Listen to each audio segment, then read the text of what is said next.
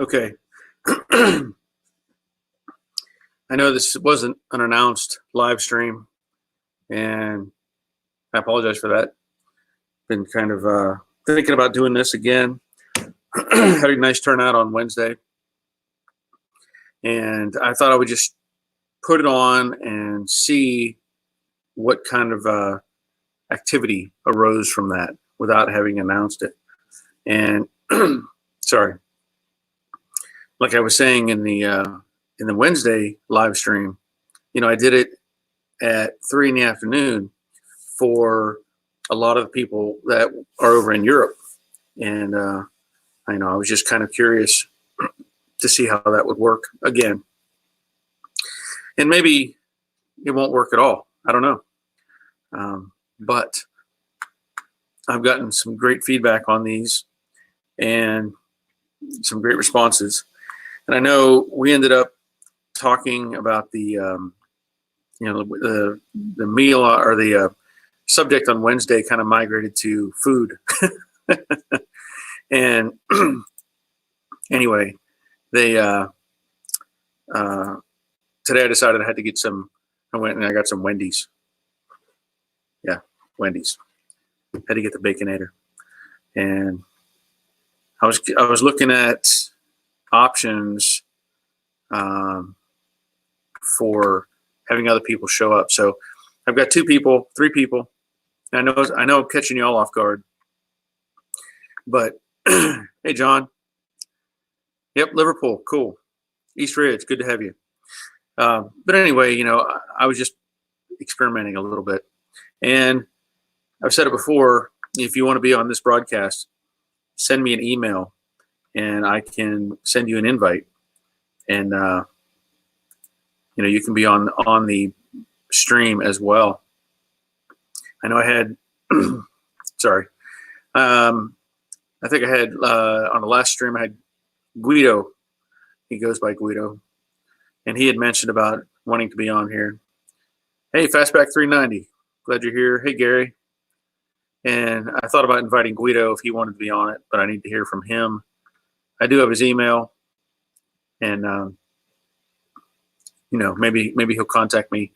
But hey, Harvey, if and Harvey could be on it again too. If it looks like he's around in New Jersey, but it's open to anybody.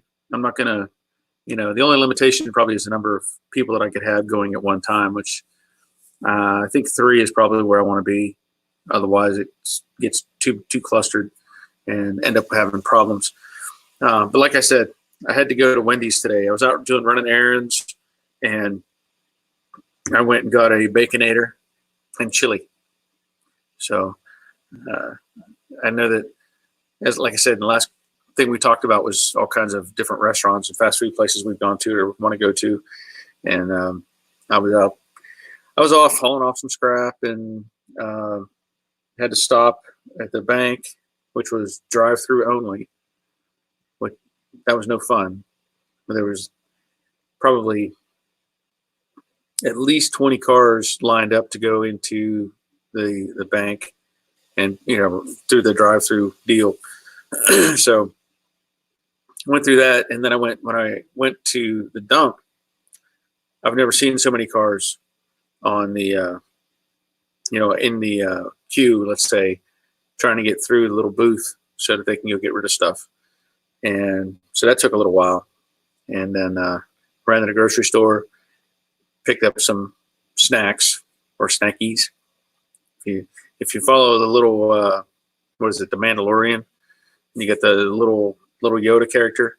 So there's all those memes out there where they talk about him and snackies and stuff like that. So it's kind of a little joke my wife and I have with, did you get any snackies? Leonard, hey, glad you're here. Oh, cold in Colorado. Yeah. It's cool here in Georgia. I'll say that. It's comfortable. It's not, I'm still wearing, pants and whatever, not shorts or anything, but it's probably in the mid low 60s right now, I think, which is just awesome weather-wise.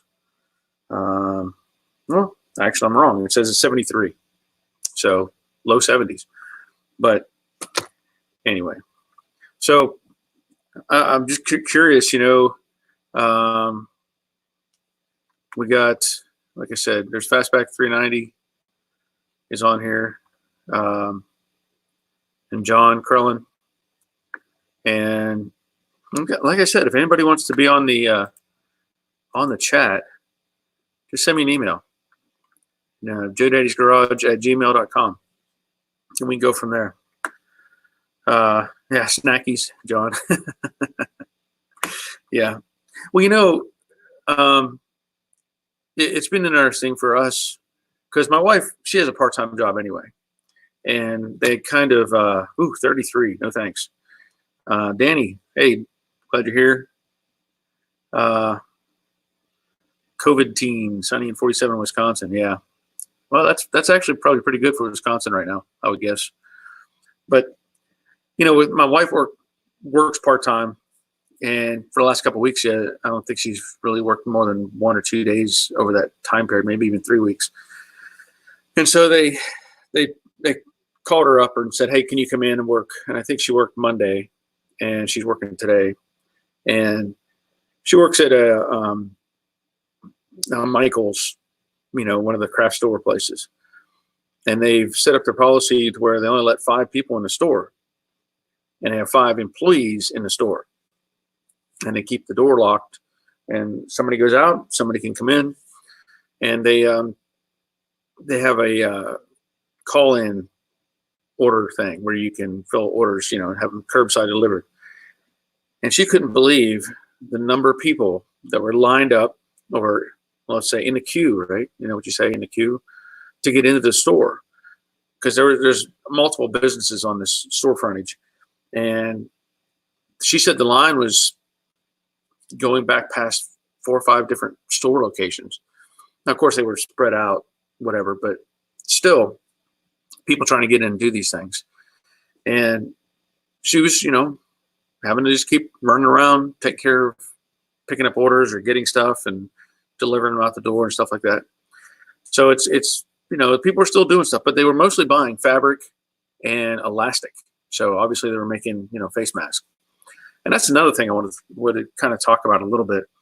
They talk about wearing these face masks, and we hear different things about the idea of wearing these face masks. And, I went to the grocery store today, and I was like an outsider. I'm not wearing a mask.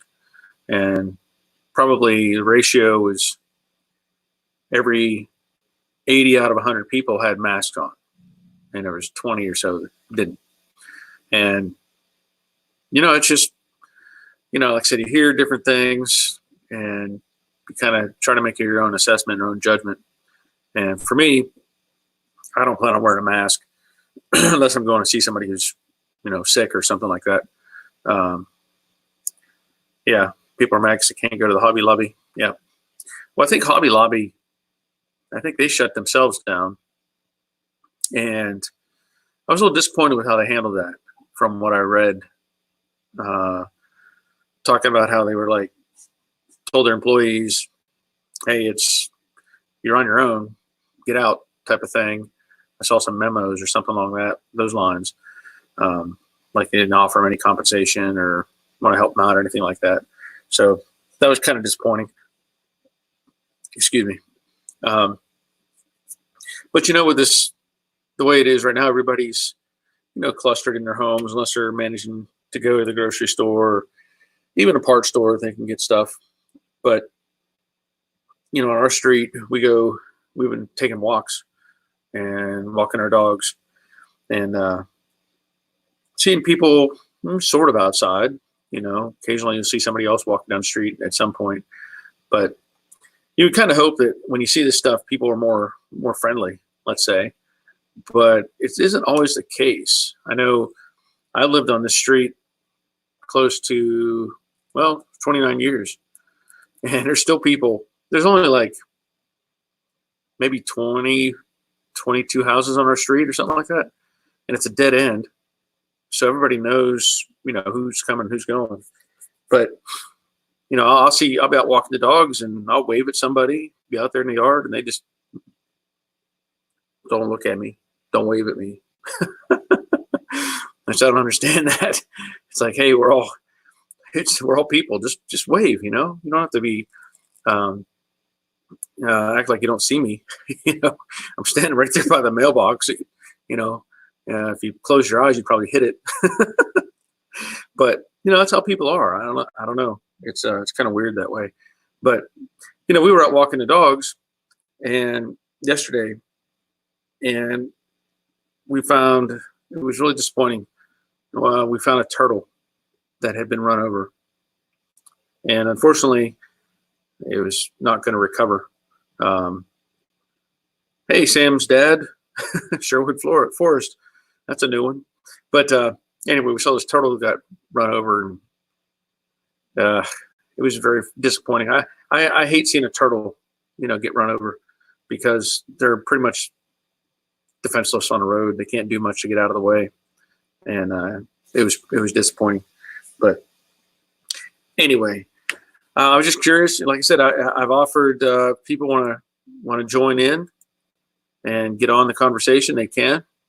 I know that we had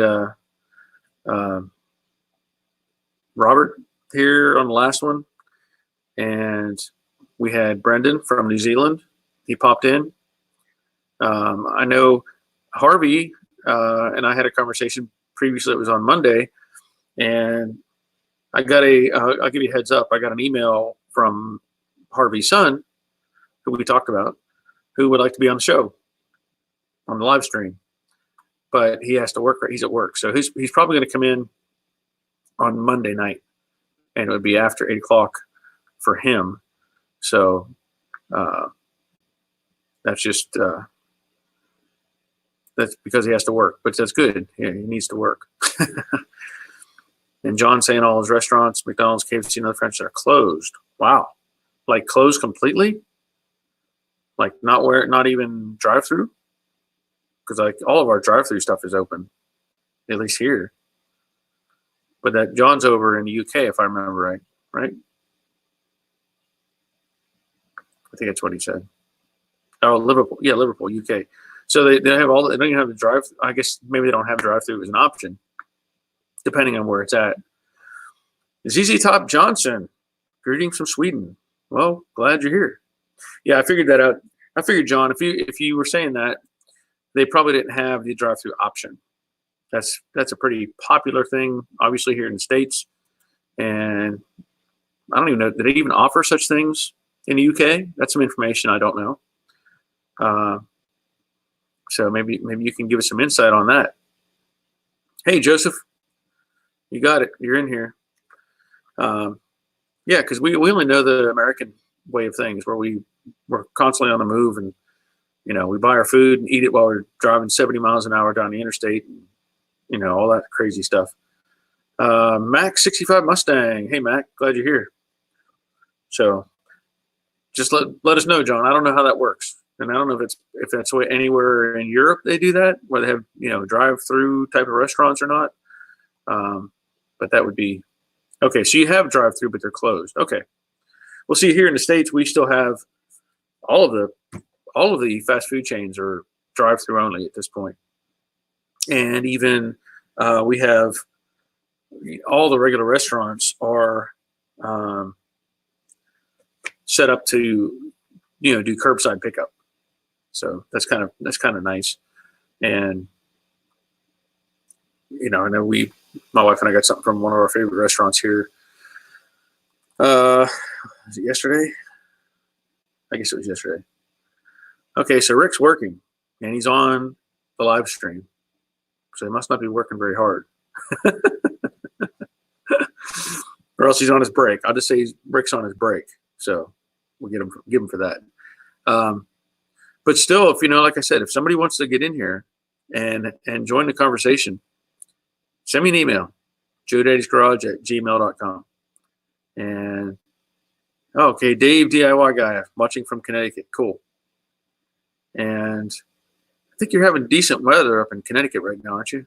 I know my buddy up there in Massachusetts. looked like he was having decent weather. He had a live stream today going, and it looked like he was enjoying some, good sunny weather. So I'm assuming you have the same situation or similar. Yeah, Rick, really slow. Yep, it's really slow everywhere. And whew, I mean, we could all sit here and watch the news and look at stuff and kind of make our own assessment on what's going on. And I had this, I had a movie pop into my head.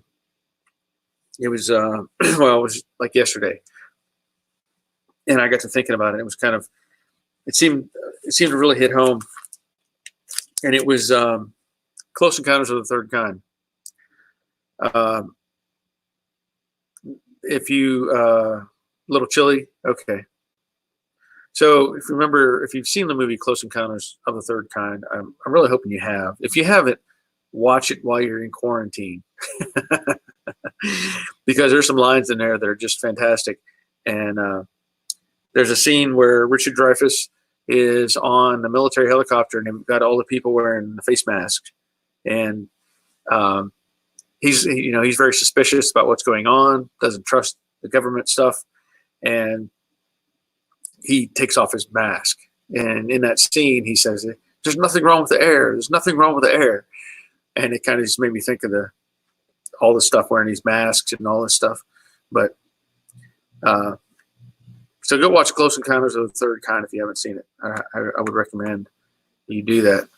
So we have a Joseph. My wife and I just had a baby, so we have been using Grubhub and wiping everything down with disinfectant wipes. So Joseph, you get a bell for having a baby. Congratulations on that. That's awesome. You didn't tell us if it was a boy or a girl. And I don't know if you need to, but congratulations anyway. I don't know if I said hi to RJ, but I'm saying it again. Sam's dad. Have you ever worked on a Triumph Spitfire? I have a 78 example. Not really directly. I mean, I've worked on them a little bit, but nothing specific. Probably pretty minor, like working on a fuel filter, or spark plugs, or something like that. Nothing special. John, we have Pizza Hut and Domino's. I'm going to say Papa John's. They all deliver, but order on the front step and do a 100-meter dash. They don't want anything to do with their customers. Get out of here. It's gone. Okay, so Pizza Hut and Domino's and Papa John's. Yeah. Well, of those three, I'm going to go with Domino's. I like Domino's, but Brooklyn style pizza from Domino's, I don't know why. I love it. Just love it. All right, we got Nick checking in. Midday. Yeah, Nick, it's like everybody's sitting, probably sitting around doing much of nothing, kind of like I am right now. And I worked on that Impala. I shared that video where I fixed up the radiator and stuff. And, it's just, it's hard to stay motivated, honestly. Even with the nice weather and whatever, it's just, I'd almost rather just sit here for a while and talk to everybody on the planet. There you go. John saying hi to you, Nick. And Joseph had a girl. Awesome. That's awesome. Your life will never be the same. Trust me. All right, we got Call of George. All right. If you haven't checked out Call of George's channel, do that. And it's spelled out just like that. Call of George. CALLOF George. So check out his stuff. He's built a pretty cool car. He and I have had some conversations trying to resolve some issues he had, and he's doing a good job on that car. So go check out his channel as well. That'll be a good thing. We got Leonard. I got to get Leonard on here. I'm telling you. Leonard is a wealth of knowledge. And it would be really nice to have Leonard on here. Fastback, any plans for the basket case Camaro? Do you still have it? I do still have it. And of course, I'm going to say I'm going to finish it one day.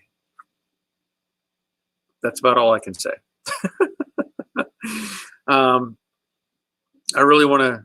I really do. I want to get. I want to, but I don't know if I want to fully build that car or if I just want to do all the sheet metal work and get an epoxy primer or high build or something, and then sell it to somebody else. You know, I would love to get it together and drive it, but there's so much going on. I don't know if I can keep up with it. What happened to the '68 Mustang you're working on? The videos ended after you painted the trunk lid. Yep. It's still in the paint booth. It's still sitting back there. You're talking about Jade. She's sitting, you know, there's things to do to it, and I want to do some more things to it, and I do need to do some more things to it so I can get it out of the paint booth. So at some point I can get the Brooklyn Pony into the paint booth and get it in primer. So I'm not sure. I think I talked about it last time. I was there was a bunch of stuff that I wanted to do to it that I probably won't film it. If I do anything, I may just set the camera up and just do a time lapse of me doing random things to the car. I don't know. Seems to be, even those are viewable. Yeah, it's kind of tough, Dave.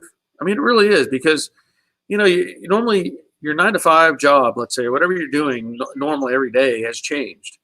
So even though I work primarily, you know, on weekends for my regular job, even that's been cut back so much that it's kind of like, just feels weird, you know?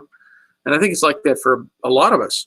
You know, we're pulled out of our routine, and we're not sure how to adjust or adapt to it, basically, you know, whenever we see all the negative news on TV and all that stuff. But, you know, we just got to keep on moving forward. Doug Coates, same in Canada. Okay. Oh, okay. So you're asking about rewiring your 68 coupe. Where do you source this type of product? Thanks for these. Well, actually, Doug, I know I have links on my Amazon page.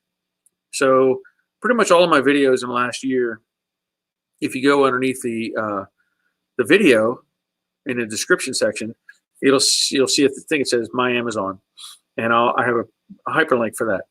I have pages set up on Amazon with products that I like, that I've used, and, you know, different things. And one of those, I put in all the wiring harnesses from American Auto Wire. I've used them. I'm happy with them. So if you're looking at doing that, follow the Amazon links and look at the American Auto Wire and see if it suits your needs. Otherwise, you know, you can go.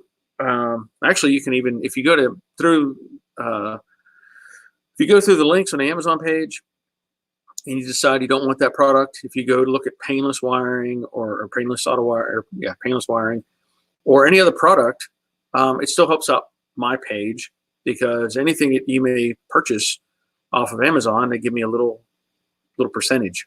So just keep that in mind. If you're looking at any kind of things, like I have, who was it? Somebody asked me last week, Joe Pendola asked me about the floor supports for the Mustangs. And I didn't have any of those listed on my page for sheet metal on Amazon. Well, I looked and I found them. So they're now available on there. But the point being, even if you are ordering some random home product or whatever, if you go through my page, I get a little tiny percentage. So, so Domino's have their menu. Yeah, probably smart move on their part. Keep it as simple as they can. Was just wondering if you ever restored a mid-year Corvette. Well, I can tell you that I rebuilt the bulk of a '69 Stingray that belonged to my buddy, that had a 427 4-speed originally, and I converted it to a Tremec 5-speed for him, and did a bunch of other work. I had to learn a lot about Corvettes at that time. So if you're talking about mid-year, I can only assume that there's, you know, obviously all the C's that you go through. So that'd be in the C1, C2, C3, C3, I guess. I'm not sure anymore. But I did a bunch of work on the Stingray. And what's interesting on those cars, what I learned, and I had to learn a lot of this stuff, was you look at the rear axle on those cars, or the rear differential, and they recognize they have, drive shafts, like kind of like CV joints, but they have drive shafts. What you don't realize is the axle on those cars is only that long, roughly, that long. And so when you put the thing together, you have to do a lot of work to make that axle fit in the hub correctly. And I had to buy a special kit for that, the bushing deal and all this stuff. That's been a while, but if I remember, I want to say Scott. Correct me if I'm wrong. Chevy C30. I want to say Scott, but not happy. I think that's normally kind of the whole society right now. A lot of unhappy people. Okay, let me see here. So I'm going to send an invite out to Harvey. And Guido, if you're interested, I can get you on. If you want to be on here, let me know. Let's see. ZZ Top. Do you know why aftermarket body panels on Mustangs don't fit like OEM? I mean, they should have learned by now how to make it right. They don't care. That's why. They don't care. They know they can sell anything to anybody, and there's no repercussions on it. That's my opinion. They're like, hey, we'll just keep selling this junk, and people keep buying it, So I don't know what we can do to change that, though. We know that we're limited by the options available, but we also, for the most part, let's say you pick up a quarter panel for, I don't know, let's say $100. Are you willing to pay $200 or $250 for that panel? That's where it comes down to. If the market will demand that, then people, they'll do a better job of making it. That's why I talked to AMD. I talked to AMD, Autometal Direct. He makes fantastic Dodge and Chevy panels. And they told me they can't, it's not worth it for them to get involved because they can't make any money off of making the correct panels because the market is flooded with the junk. And people aren't going to want to, spend the money on the good stuff. Joseph Dillon, yeah, your life will never be the same. Life change for the better. My daughter's 15 in June. Yeah, my daughter's is 20. Gosh, what is it now? 21. I guess she'll be 22 this year. I think. Yeah, 22. Time flies. Let's see. How to, Anthony, I can send you let me get back here. Hold on a second. I can send you a link that you follow, and you just follow that link. So it's sent. Let's see. Joseph, on your 68 Mustang, I love to see more videos. I'm restoring a 67 Coupe. I like watching more about your painting and bodywork how-tos. Okay, well, that's good to know. Thank you. I appreciate that. And I probably should do more of that. I found that I did several videos earlier this year. I guess it was earlier this year on the using the paint guns and the Summit E-coat or epoxy primer, and got great views on that. So apparently I need to be doing more of that.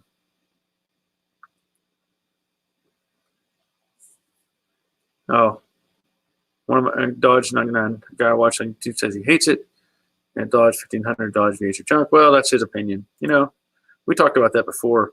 I've seen trucks that I love get crushed as well, and unfortunately, it's kind of how life goes with that sort of thing. Joseph, would you suggest painting the jams and putting the doors, fenders, and trunk on the car to paint, or paint them off of the car? Okay, that's a good question.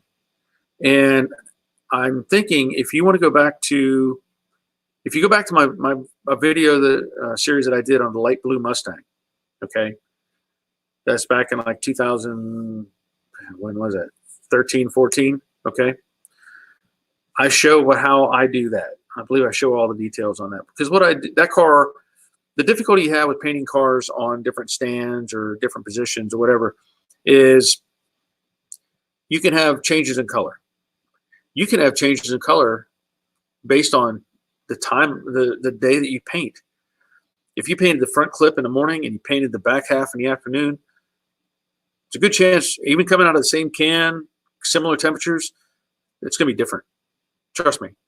Unless it's black. Black is like the only color you can get away with. You know, we learned those lessons at the body shop too, trying to panel paint something and hope that it fit, you know, matched, and no, really bad. So what I did on that 65 is I did the jams. I did the toe kicks behind the fenders. I did the jam. I jammed out the tail panel, like where the extensions go. Any area where it was going to be covered up, you know, I did that. Now, it wasn't Mystique, Joseph. It was a light blue Mustang. It's in a playlist. It says light blue Mustang. It's before Mystique. Mystique might show it as well. It might show some of that too. But I think I wanted a little more detail on the light blue one. Yeah, kick panels. But I did all the color on that first, and then I set the fenders forward. They were still closed on the doors, but I moved them forward on the car, so they stayed on the car. And then of course, I jammed out the deck lid. But anyway, the deck lid was there. The idea being that once you spray the color, you want to transition all the way through. So like the quarter to the door to the fender, you want that same flow going back, you know what I mean? And then by doing the jams that way, with everything bolted in, I could clear coat everything all in one shot, not have any tape lines. So it turned out really good. Hope that helps. And we got Harvey coming up. So let's see. Oh, okay. So this was a YouTuber you followed, is what you're saying, Scott. So that is disappointing, especially if he was having your interest in the project. Okay, so Guido, not today. Okay, got it. And we got Leonard. I got my old Ford badges just to pass the time. We're going to plaster them front with them just to have something to do. Well, you could be on this live stream right now, Leonard, with me and Harvey, and hanging out with the gang. Everybody's, you know, around the world watching. Let's see. We got. How's it going, Larry? Oh, okay. Hey, are you there, Harvey? Yes, sir. Can you hear me now? Yep, I hear you. Cool. I hear you. So how are things in New Jersey? Well, it hasn't changed a whole lot in the last couple of days. Yeah. Good or bad. You know, still everybody's locked down. I heard you earlier talking about masks. You know, we're supposed to have a mask on if you're in any kind of store or, you know, picking up any kind of food. Basically everything where you have any contact with people at any business establishment or anything like that. So, you know, everybody kind of looks the same. Yeah. Our fire department is still working on, somebody donated 10,000 masks to our township. And we've had, I think today was our third day we were giving out, you know, masks to the residents. You have to be a local. The anonymous person that donated them just said that they wanted to be distributed within our township. So, you know, that's cool. So we've been working on that, and plenty of takers, because if you're going to do anything, you need a mask. And, you know, unless you're just pulling a handkerchief over your face, they're not really available. Yeah. You know? Yeah. Well, you know, it was funny last week, or when we were talking on last time, I was looking at, I have one of these things, which is like it's one of those sleeves you can dip in water, you know, and like put it around your head or around your neck. Oh, yeah. And I was thinking maybe I should just start putting this around, you know, have this around my face. But I'm not going to put anything on unless in fact, I can't say, I don't watch the news really too much. I do my internet searches and stuff like that. But if they did mandate it for us, I don't know about it, you know, and I don't think anybody's going to come arrest me. You know, it's like they got more important things to do. So yeah, I think they've turned a few people away from stores around here. I mean, you know, our governor said, you know, that's it. You need to do that. And our state's been hit really hard. I mean, our area down here, we've had some cases, but up further north towards New York, it really is bad. You know, they've got tractor trailers, refrigerated trailers hanging out where they store dead bodies until they can, you know, get them into a regular mortuary and stuff like that. So Right. it's pretty heavy if you go a little further north, you know. Well, we got a question from Scott. He's asking, when you go paint your Mustang, what color are you going with? Well, it looks like an Easter egg right now. It's so many different colors. I'm probably going to, you know, I keep going back and forth. Ever since I got it, I wanted to do my Mustang like a Highland green, like the color of the Bullet Mustang. Yep. Always loved that color. And it's funny, I'm kind of a plain blah kind of person. I don't like a lot of fancy chrome or anything like that. So, you know, I probably won't have a single badge or anything on it that says Mustang. Just be, you know, kind of plain. I like I kind of like the flat or semi-gloss look on paints these days. Yeah. So I'm thinking about maybe that dark green, but with a semi-gloss, you know, or like a matte kind of finish. Right. Like you can do with the dip. Like people will do a dip car. And they'll have that. There'd be that kind of texture or color. You know, I understand what you're saying. Yeah. Years ago when I worked in the body shop, guys would like everybody had a project car that we were, you know, pretty much driving. So, you know, we'd finish out the day at 5 o'clock and then stay a couple hours and maybe repair a quarter, skin a door, do something like that. And as we did that, you know, we all kind of had the same habit. You know, we'd prime the thing, usually bake it because we had a bake booth at that, you know, there.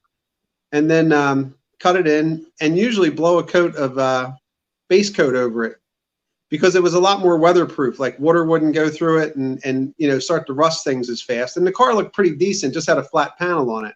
Right. And we'd work our way around the whole car until the whole car was base coat flat, you know, driving it, you know, back and forth to work every day.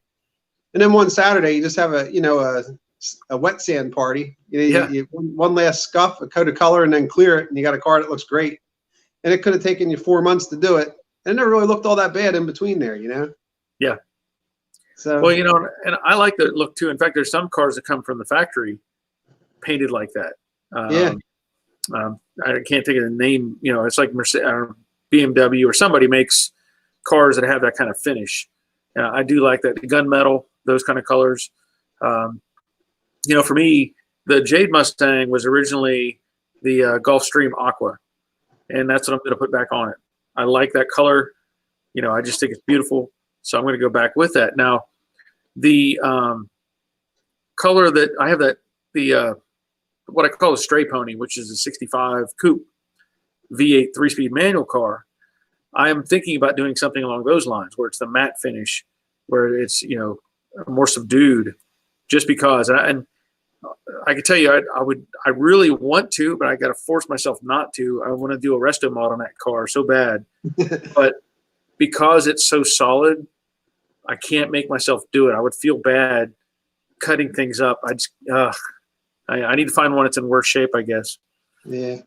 I originally bought my car, and it was a bad rusty car, and I was pretty sure I was going to cut it into a fastback. Whether I either, you know, bought the side panels new and quarter and roof and all like that, because I wouldn't have felt guilty cutting up a car that was so rotted out and needed so much. But then as I got working on it, I kind of decided I like the coupes too. I mean, they're really cool, and it wasn't worth the money and the effort to do it, because I think the coupes are great cars too, you know? Yeah. Well, here's a question, Joseph Dillman. Can primer color change the final color of the car? I'm going to say yes. It depends what your final color is. Some of those translucent colors, if you have say like a gray panel with a darker color gray or black primer spot on it, you could put like 20 coats of base coat trying to cover that up, and you'd still have a shadow when you get outside in the sunlight. Yep. And it will just bleed through. And that's why they try to push using a sealer to get everything to a neutral color before you start spraying. But yeah, it can affect the color of the car. So that's a good question. Yeah. Highland green is great, but everyone seems to be going with that color. Yep. It's very popular. Okay. So Guido wants to know, your old salvage yard, all models and makes, import and domestics? Yes. Yeah, we had all kinds of stuff. I mean, my dad, he started that junkyard in 1960, I believe, and he was racing Studebakers. Is how he got started with the junkyard, and he kept breaking the axles, so he kept buying more cars for parts. But well, we had all kinds of, we had fire trucks, we had school buses, we had all kinds of every American-made car in there, and then all kinds of foreign stuff. I was trying to think of what the one was called when we were having this last conversation. There's a car, and it's a European car, Austin, America, I think is what it was. Or a Nash Healy or something? No, it wasn't Nash Healy. This was later. Okay. This was later. This was it was a little coupe, little hatchback car. I can't remember. I thought it was Austin, America, but I can't remember for sure. Maybe somebody else will remember that. But yeah, we had all kinds of stuff.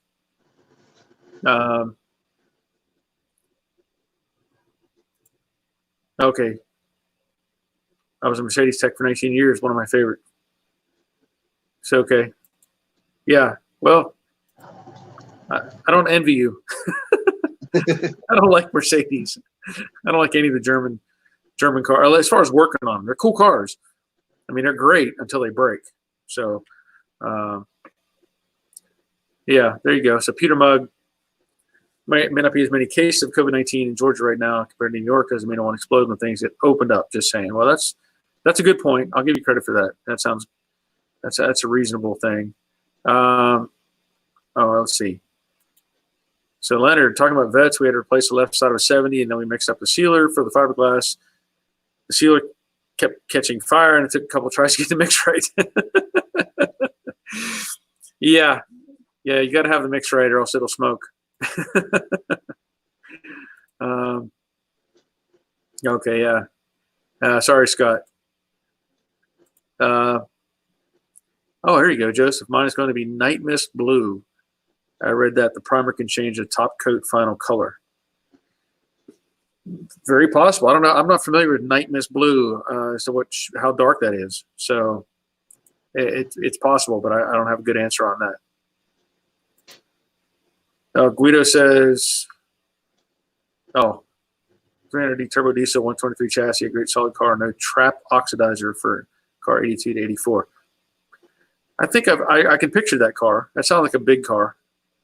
But I'll have to take your word for it.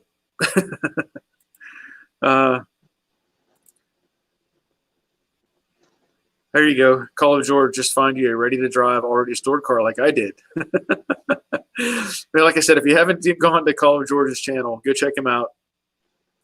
From what I understand, at least in this phrasing, I don't know the whole history of the car, but apparently it was ready to go, and then he started digging into it. So we all know how that goes.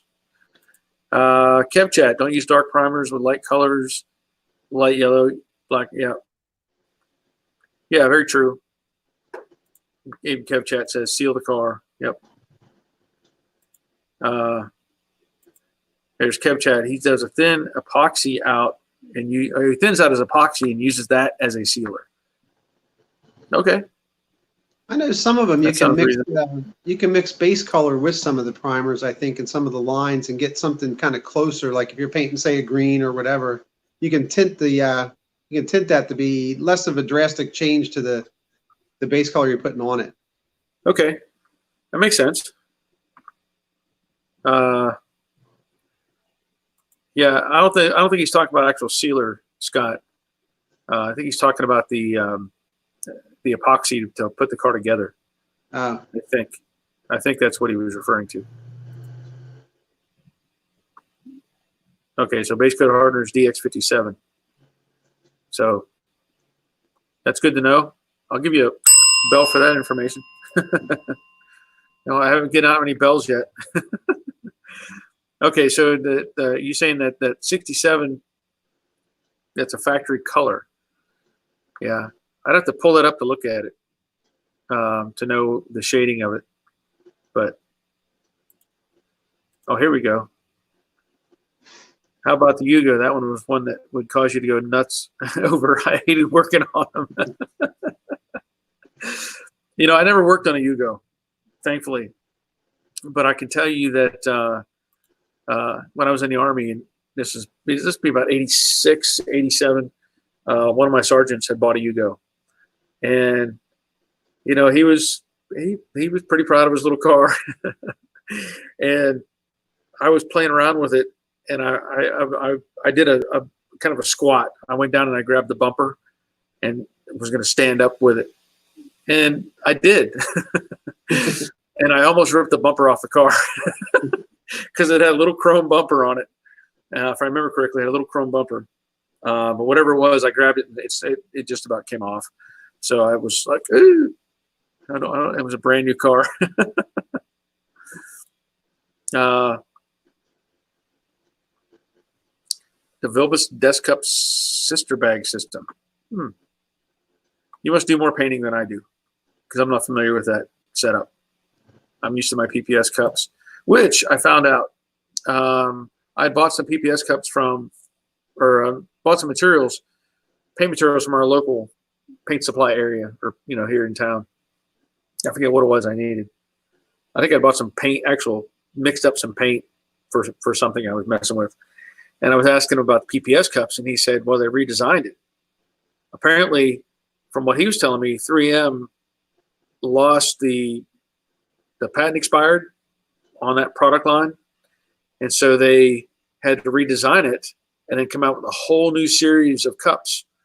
So now, from what I understand, the people hate the new stuff, the new PPS system. It's more complicated and harder to use than the old setup, but 3M they couldn't make their money off the inventory supply. And what the guy at the paint store was telling me was there's plenty of aftermarket suppliers now who are making those pieces. So if you have an old PPS system, you can still buy the cups from an off-brand supplier. Just saying. But that was some surprising information, because usually 3M is on top of things like that.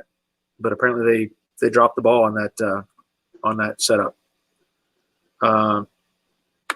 Joseph. So being that you worked on cars for a long time, what would you say are your strongest skills?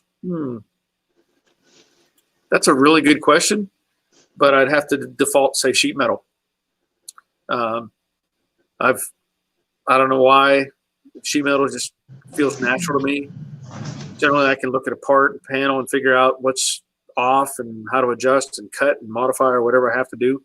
But that's probably my strongest thing, is getting the body straight, and doing the sheet metal work and even body work, using body fillers and stuff like that. That's probably the strongest thing. Welding, of course, goes with that. But that's my favorite thing to do. If I'm given a choice down the road, that's probably what I'm going to focus on, is just doing sheet metal work. It's more fun to me than trying to resolve an engine that won't fit a car, or headers that don't fit a car, or all the other secondary pieces that seem to be a problem.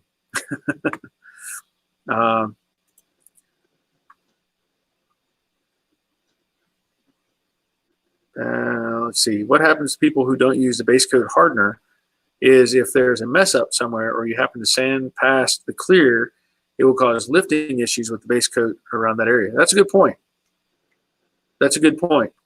And that's a lot of people don't realize how important it is to stay within that clear coat. You start getting past that, you run into problems. Oh, we have we got a new one here. Andrew Harrison. Good morning.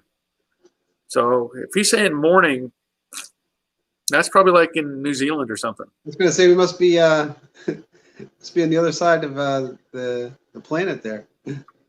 Yeah, because I think he was he on here before when Brendan. Somebody else was there from New Zealand, and I don't remember exactly his name, but Brendan might not. Well, he should be up by now. Should be up having coffee by now. I think I looked it up the other night when it was about 8:30 our time. I think Brendan's time might have been about 1 in the afternoon or something like that. I think at night, yes, yeah, when we were on at night. For now, though, it's 4 o'clock here, and I think it's like 8 in the morning there, something like that. Because last time he got on,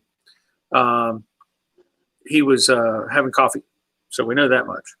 Getting up and having his morning coffee, as he says. Yeah, so 3M, PPS. Okay. Well, Kev, if you have some PPS stuff you don't want to use it, you can send it to me. I'll use it eventually because I have my old still have the old system, so more than happy to take it off your hands. Leonard, I haven't seen Brendan yet, so I'm sure he'll show up. Let's see. Okay, there we go. So, Joseph, if you have any personal Mustangs that you drive around, I don't have any on the road. I can say that. Unfortunately, Harvey's lucky. He's got a backup car that he can drive around while he's working on the 68. But I have a 65 coupe, which I have yet to do a video on. I keep saying I'm going to do a video on it, and I keep dropping the ball. Yeah, you gave us a little taste of that car one time, and that was about it. I haven't seen the Stray Ponies. I don't think I've seen that since. Yeah. I mean, there's little pieces of it that I've shown on videos, but I think did I send you pictures of it at one time? I don't think I ever got any pictures of it. I just saw it on the video or two. Okay. It looked really clean, like a really solid all metal Survivor from all those. Pretty close. It's really close to that. And I forget who it was I was talking to. They were trying to put in frame rails or something, and they needed some measurements. And I crawled underneath it, took a bunch of pictures and measurements and sent them to them. So I don't remember who it was. I think that was actually a Jade, though. It was funny. I was putting my trunk together, and my car came with so little floor and trunk, I had nothing to go by. Yeah. I needed to know where to put the bracket for the spare tire carrier. And you sent me, that's fine. I said, could you send me a location? You sent a picture of a tape measure laying next to where your bracket was, and that was exactly what I needed. Yeah. Well, stuck that in there. I try to help out people when I can. Yeah. And then I was wondering, I didn't have floors either. Like the floors were just, I think when I got my car, somebody years before had cut the floors out, put them in, never primed them, and they completely rusted out of the car again. I didn't have, I barely had a floor support. And you sent me a couple of measurements on the floor support, so I had a good solid location of where to put them. See, that's what I was thinking. I don't know if that was from which car that was from that I sent those. I thought it was from Jade, but maybe it was from the other car. It could have been either one. I don't know. Because I remember sending some pictures to somebody with it was about the floor support. And I was trying to get, I don't know, but it could have been anybody. But like I said, I try to send stuff. I had somebody contact me. What was it? Just this past week, somebody sent me an email or a message on Facebook or something and said, hey, I'm trying to figure out, they had a 67 coupe that they're pulling out of the desert. It's been in Iraq, whatever, been sitting in the desert for 30 years. And he thought that the floor supports were like angled, like somebody had been hit and it rocked the floor supports. And I took pictures of Jade and I said, nope, that floor support is not level with the rocker panel. It's got to be offset. So he was pretty happy to see that.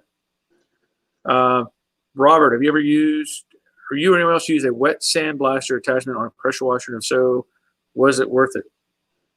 I have not, so I don't have an answer for you on that one. If anybody else does, Robert wants to know about a wet sand blaster attachment. I have not used that. So, oh, look at that. Andrew he's in Australia, he said earlier. 5:50 a.m., so he's up early. He must have something important to do.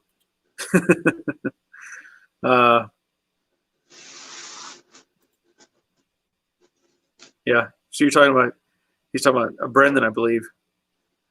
Drank too much liquid sunshine. Here we go. Jeff H. How's it going, guy? Checking in from the firehouse. Update on my 66 floor plan is in. A right wheelhouse mocked up, waiting on rear quarters to arrive. Cool. That's very good. Give you a bell for that. You're getting some work done. I like to hear that. Okay, so it's Kev's talking about the piece he has left over from the gun. Okay, yeah, I'm pretty good on that. So Andrew's up to watch us. So there you go. I feel honored. Let's see, Robert. I bought Eastwood SCT tool, and it's awesome at taking paint off a car quick. I'm not familiar with that. So what is an SCT tool?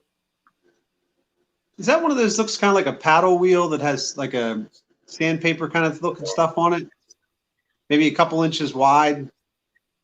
It's like a rotary looking tool. Could be. I don't know. I'm not sure on that one. But keep that in mind. So Robert's talking. What's that?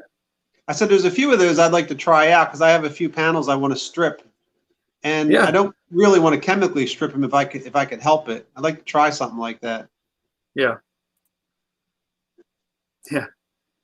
Kev Chat used to find parts out of California that were rust free. Yeah. Sure, brag about it. All right. So Dave's heading out. He's got his Mad Max gear on. He's got a mask and probably everything else on. Okay, so so Robert's been looking at video. He's talking about the SCT tool. So that's what he's referring to. I don't know what I has a sanding drum. Yeah, I think that's the one I'm kind of picturing. Okay. I is that what that is? I'm not sure what that means. Maybe that was an It has a sanding drum. Maybe it could be. Yeah. Heavy thumb could be a heavy thumb. I don't know. Here we go. Leonard talking about PPE. I called Home Depot to try to find dust mask, and 3M won't sell to anyone but first responders. That's not fun. You know, I noticed it was probably over a month ago. Harbor Freight donated all of their masks and shields and I think gloves. They're like their entire inventory they donated to hospitals. Whatever they had, said, here, take it, take all of it. And I know that I was pretty happy to see them do that. And I think they were from what I read or saw, they were like the first ones to do that.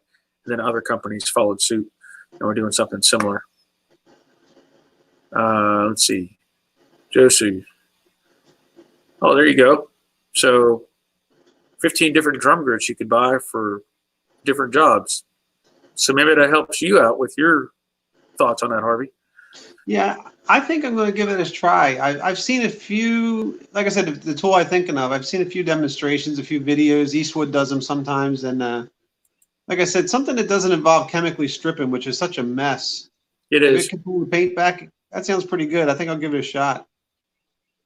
As soon as I get done bolting on all the extra parts I have laying around, this lockdown time, I've gotten rid of more clutter in my garage by bolting pieces on my car.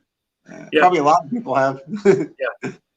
It's if you can stay motivated to do stuff. Yeah, that's like, what else are you gonna do? Especially if you don't like to watch TV. And for me, of course, I've got YouTube stuff that I can do, but also even beyond that, like doing this or doing contacts through Facebook and helping people out with questions and answers or answering emails. And, usually that's what I do in the morning. I get up and I go start looking at everything that's coming through and try to help out where I can and answer questions and stuff like that. So, I'm glad Steve is here and listening, at least. Okay, so he was trying to say it. So Joseph had a heavy thumb and got the 3 eyes out of there. There we go. ZZ Top, ever thought of using a spot welder like the factories have? Yeah, I've thought about it. I really have, and I should just go buy one. I don't know. I'm so used to welding with a MIG, and I guess I'm hesitant to use the spot welder. Part of that, I think, is just in my own mind. I have to think, is this thing strong enough to do the full weld like I want it? I guess I'd have to do some experimenting and really be comfortable using it. Have you ever used one, Harvey? I haven't used the kind that he's talking about. I'd love to try one of them out. And I think that if you don't pay a lot for it, it's not going to do a real great job. I think it's what you get what you pay for. Right. We did used to have the shop I worked at. I've only seen one, but we had one that was kind of looked like a box about the size of a MIG. And it had 2 big heavy wires coming out one of them just had an electrode on the end. The other one had an electrode with a trigger. And if you were doing like a section on a panel, you could put the two things on it, pull the trigger, and you could set a time, and it would spot it like a zzz. And then you have two spot welds, and you can kind of like space them out. And we did a lot of section and panels with them. If you made a solid line of spot welds, you know, kept it cool, moved them around, you could maybe like MIG the corners or areas that were a little harder to get to, and do a pretty neat job with it. Yeah. But I've only ever seen the one we had in the shop I worked at years ago. Never saw one again since then. Well, and the only ones I've run into or have looked at were the ones at Harbor Freight. And again, I'm kind of, you know, I've had really good luck with Harbor Freight tools and stuff, and even their plasma cutter and the welder that I bought and that sort of thing.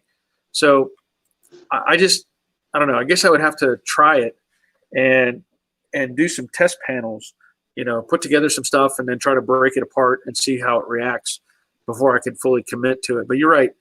You know, if you're looking at doing this and being serious about it, you probably should invest in a serious tool, because we all know, I know coming from the collision side of things, how important it is that welds are put back in the same place they came from. You know, there's a whole sequence to the repair process where things have to look as close to the original as they possibly can, so you don't get caught up in some sort of a, you know, liability issue and stuff like that. So when I weld mine together with the MIG, I think I probably take 10 times longer than anybody would expect. But, you know, I clean both sides of it with, usually I call them a fuzz wheel, but an abrasive wheel, you know, weld through primer.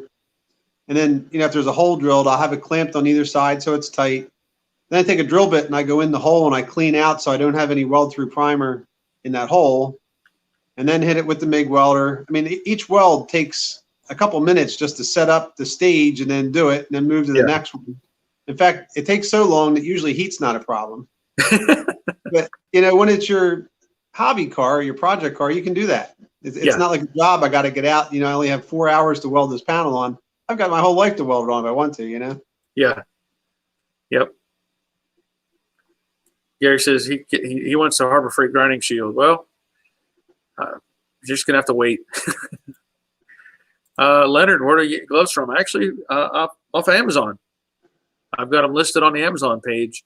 You know, these nice Tillmans. That's what I use. You know, it's funny. Leonard mentions this, but if you go to like I said, if you go to my Amazon page, they're listed on there in some sort of supplies or something. And you know, I do giveaways when I can and try to, you know, do stuff like that. I thought about giving away an old pair of gloves, you know, because they get holes in them, you know, and you kind of forget and you start welding on something and you find a hot spot. You're like, but I don't know if anybody would actually want an old pair of you know, welding gloves. I could sign them, you know, whatever, Joe Daddy's Garage or whatever. Because otherwise they just get thrown away. You know what I mean?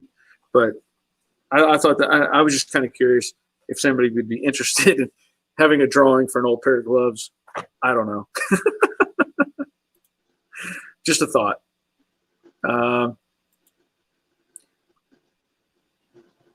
Okay, so yeah, I have one, but getting into some areas makes it impossible. I'm kind of missed out on that one. Okay, so there you go. It took him about 3 hours to strip his whole car with it, with that sanding thing.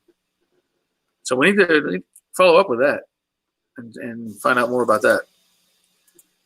So, well, he says Harbor Freight has shields. So I'm going to go check that out. Ours is a Miller. It shuts itself off. I'm not sure what that was in reference to. Kind of get some spot welders. Oh, I know okay. Some of those, the spot welder, I visited the shop I used to work at not too long ago. They have a new modern spot welder that it's big. It's probably a box on the ground on wheels that's, I'm going to say about 3.5 by 3.5 with a little boom that comes off it. So that, you know, the guy that's using it doesn't have to, you know, hold a lot of weight up. Right. And everything. And it's got timers and thickness of metal, all kinds of settings on it. Cool. But they said, you know, if you put, say, like a rear body panel in or one of these areas where you can reach, you can't tell the difference between a factory panel and one that they put on when they're done with it. Nice. I'd love to try it out. Yeah. Yeah. I wonder how much that costs. Plenty. Joseph, I mean, you can do TIG weld if you want, but you get great results with a MIG. Just take your time. Just don't get in a hurry, because even TIG welding, you got to take your time. You can't sit there and just pile in the heat and, keep moving along. You're going to have to take your time and let it cool. So I'm pretty happy with using a MIG. Okay. So yeah, Keith's talking about the Miller spot welder. Cool. Steve is saying, not me. Okay. Oh, he's saying toss out the gloves. Okay.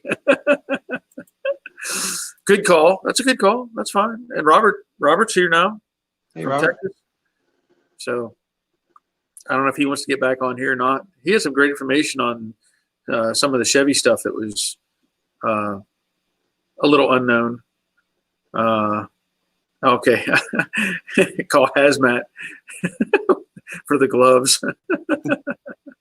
I could encase them in epoxy, put them in an epoxy thing, block, and just seal them up. Okay. Yeah. Spot welders. Yeah. It is definitely hard to get in some areas.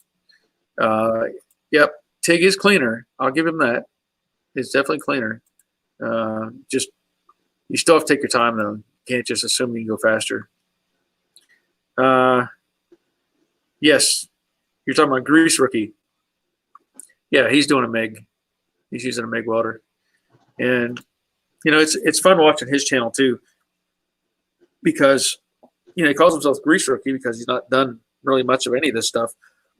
And he and I have had quite a few conversations trying to help him resolve things and get things moving. And it's fun to see him learn as he goes and figure out he can do this or he can do that.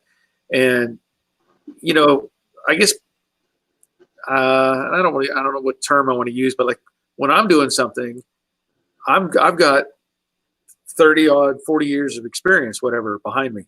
So if I'm fixing this or fixing that, it comes more natural to me and more easily, let's say. So if I'm having a welding issue, I can tweak this and know what, get the results that I look for. But Andrew is struggling with that stuff because it's not in his background.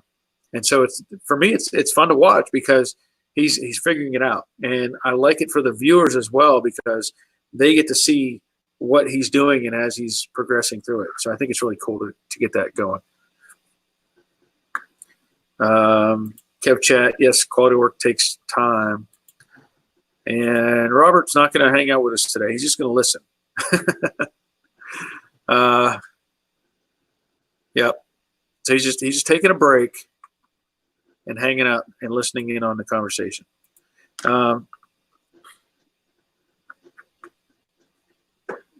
It's cool. I'm guessing you're saying when talking me and Andrew, I could meet up with him. That's probably easier than it seems. Because I have a lot of family in Pennsylvania, and I know that's where he's from. I would just have to arrange getting to point B from point A, but that wouldn't be too hard. And I've been trying to. I know Andrew Harvey. We've been we usually Jack W gets on here, and there's a couple of Jack and another guy. And Jack has a 66 GT Coupe black that looks like it's unmolested. It looks like but it's rough. It needs a complete rebuild. And so I've told Jack he's building a garage just so he can work on that car. And yeah, the last conversation I had, or last time we talked about it, he was wanting to epoxy the floor in the garage, I think was the last step, I think. So I told him that I want to come to his place and do a video on his car, because I think it'd be really cool to take a car like that that's not been, at least it doesn't look like it's been cut up or modified at all, and just do a nice video on that car and point out all the little things that are, specific to that car and how it looks. I think that would be kind of neat. So he's up in New Jersey though.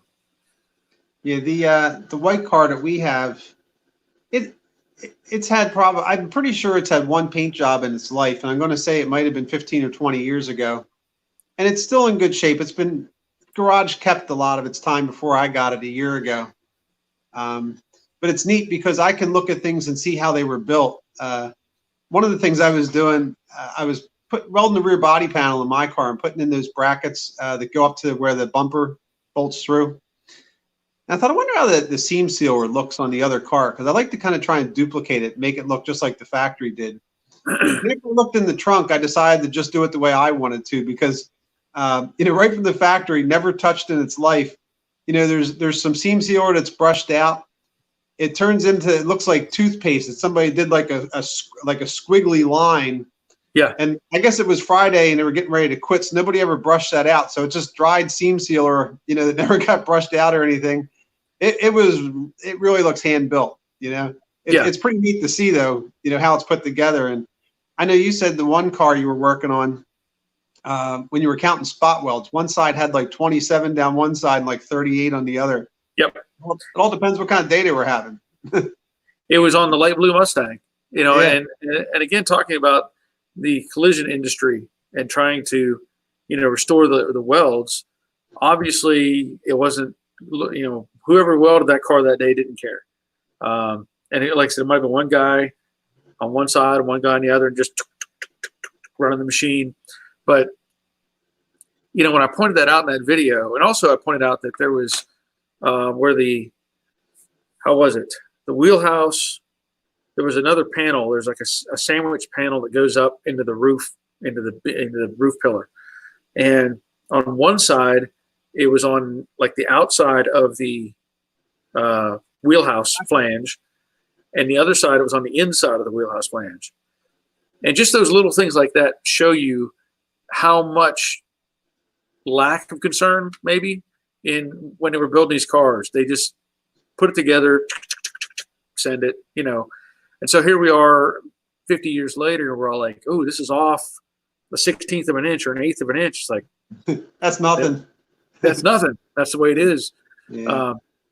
But that was, and then I had somebody comment, I think on that video, they're like, who cares? Who cares how many welds were on this side and welds were on that side? I said, well, it matters. I said, especially if you were to look at it from, not that this car was any means a concourse restoration, or if you were trying to duplicate the spot welds to make it look factory. Well, if it's supposed to have 32 on one side, it should have 32 on the other. You shouldn't have a variance, but I don't know. It's just an observation. Yeah, my car was so all over the place. Like when I worked on inner rockers, and one side, there was a lot more than the other side. Sometimes there were two welds right next to each other, like Siamese. Sometimes they weren't. Yeah.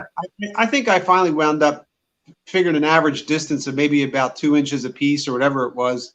Yep. And then I just did a nice, neat 2 inches a piece all the way down the whole side of it, because duplicating what it came with wasn't really a good option, No, I've run into the same situation. So Joseph is asking, on a 6.7 Mustang where the hood meets the cowl, right underneath the hood where the strut tower braces bolt to, do you know if you're supposed to seam seal that or just apply filler and sand? If you're talking about the little, I think he's talking about the little brackets that go from the cowl to the apron. Where the hood meets the cowl. I think there's a little bracket, it's about that long, that goes between the cowl and the apron. Yeah. I wouldn't do either, honestly. So I worked on that area. I put those on both sides of my car when I did the full frame rail sections on it. And I went and looked at the white car, which is untouched. And I can't tell if it's thick paint or sealer. My solution to it was a combination. I kind of taped it off. I took some seam sealer and brushed it right in, just in the crack, so it really wasn't visible. Right. And then a little bit of prep sol and a brush, and kind of brushed it till it was smooth and kind of soaked it in. And I thought, I made my effort. I seam sealed it. I like sealing it. Yeah. But nobody's ever going to know it when it's painted that it's actually been sealed. Right. I kind of camouflaged it. So what was the product you were using? Prep sol? I call it, my name is prep sol, but dirt wax and grease remover. Okay.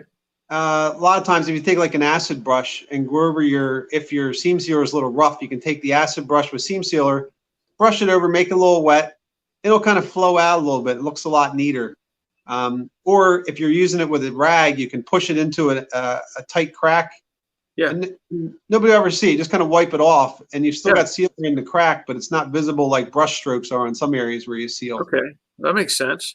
See, what I've done before is I put gloves on, and I'll put some like in a rain gutters. Mm. Well, I can get my pinky in that rain gutter if I put it sideways. I'll put the brush, put it in the seam sealer, and then I'll put a little lacquer thinner on my glove and stick my pinky down in that gutter and run it all the way down just to give it a nice curve, finished out look. Yeah. But lacquer thinner, if you don't do it right, you're going to pull it right out with it. It'll dissolve it. So, hey, I'm going to grab a product that I used on a rain gutter. I don't know if you've seen. Hang on a second. Okay, that's fine. Let's see. Hope that answered your question, Joseph. If not, we'll continue with the conversation. Steve says he has a 65 fastback that's untouched other than painted. It still has the factory transport plates on it. Wow, that's pretty cool. And people are going to say, what are the transport plates? I know what you're talking about. I'll give you a bell on that one for having the transport plates. People are going to say, what is that? Let's see.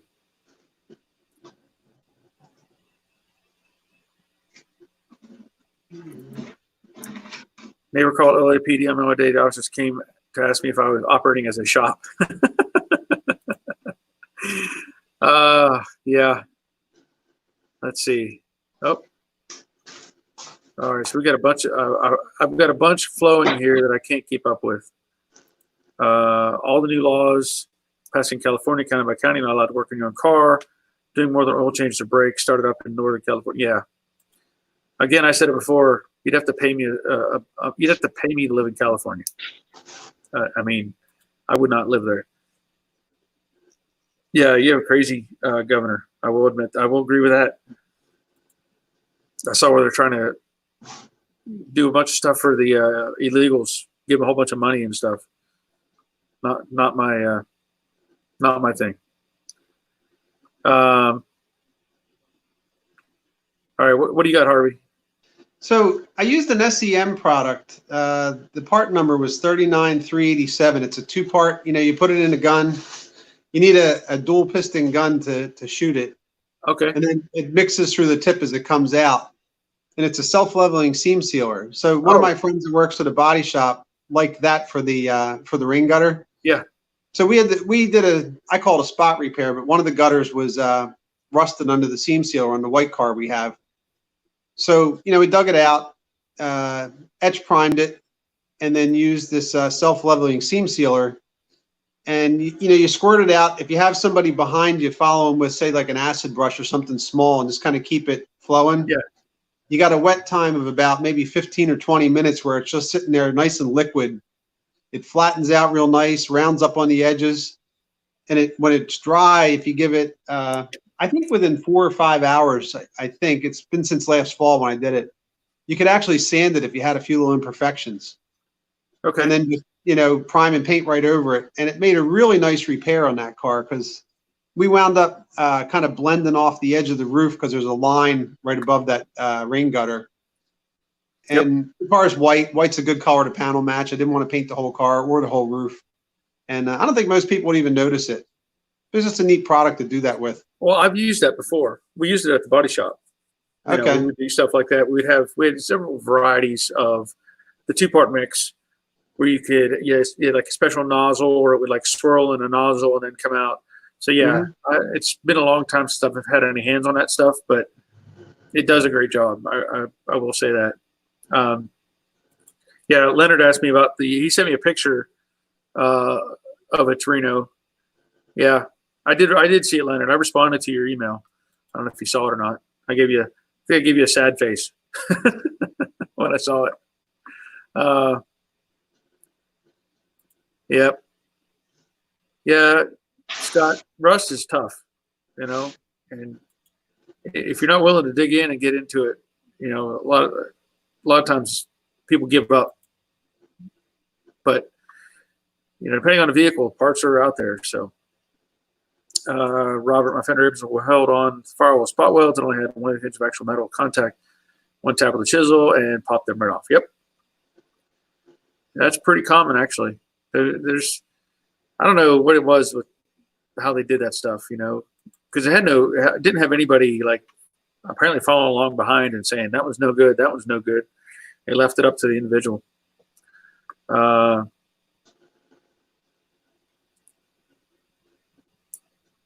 okay. I know they're talking about that fastback, or they were. Yeah, I've got a bunch of stuff rolling through on the side. So Joseph's saying like if you replace that whole. Oh, okay. So if you replace the whole cowl, then from what I've seen on cars, the channel that runs where the cowl overlaps the firewall, I've seen seam sealer in there before. I've seen it all the way across because that water can get in there. So you got to picture where can water come in. Well, we know water can come in through the vents and it's supposed to go out the side and drain, but also water can get in on that front edge. So you want to seal that up to try to keep it dry as much as you can. But yeah, I would definitely put seam sealer across that front section, and you don't have to go crazy with it. You can just fill the gap between the channel where the firewall comes up and then the panel sits in it. You can just put some right in that little channel and fill that up. Yeah. So Kev Chat's saying use a 2-part seam sealer.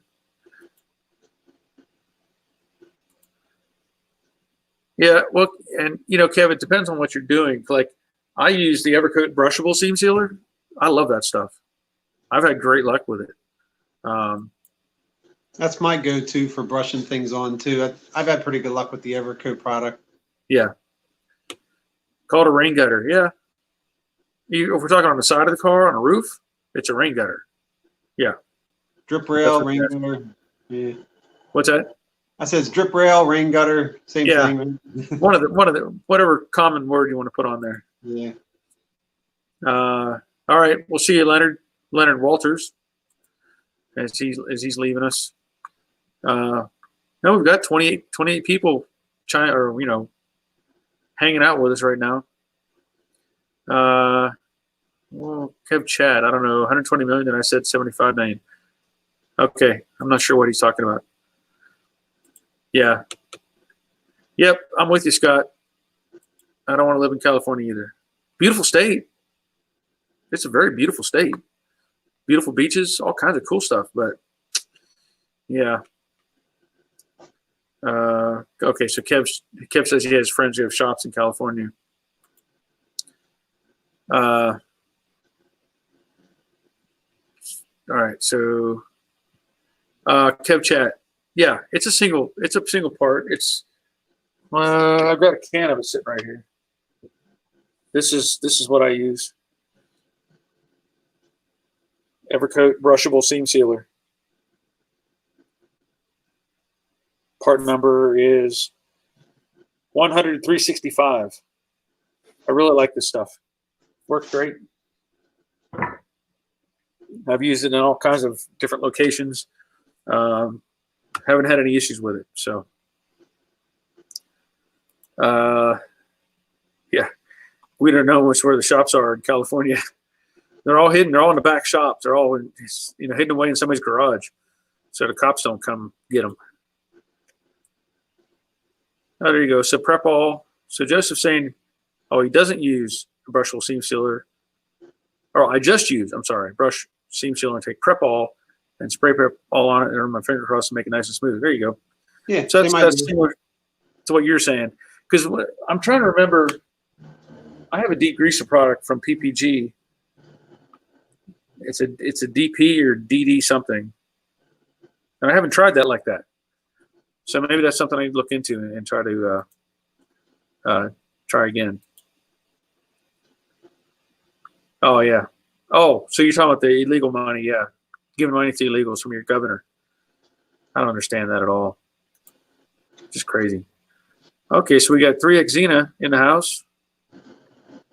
Gene. What's your go-to for engine bay and chassis paint coating? Harvey, did you do recently something with yours on your engine bay? The engine bay, I bought that, they call it Hot Rod Black, Okay. which is something, but it's a, I guess 3 parts. It's, a base, a hardener, and then a reducer. Right. I forget what the ratio was, but it comes out kind of like a semi-gloss or a matte black finish. It looked perfect for an engine bay. In fact, I'm thinking about using the same product on my rear body panel because I wanted a black rear body panel. Yep. That's a good call. Yeah. We'll see. Now I got to remember it's Gene. My 3X Xena is Gene. I got to make a note.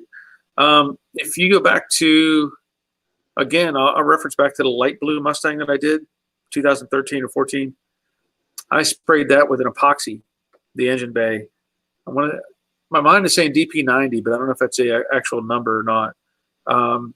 But that epoxy, I think you mix a hardener with it. I think I showed in the video. I don't know that I have any here still. It was, I don't know where it's at. It's probably gone.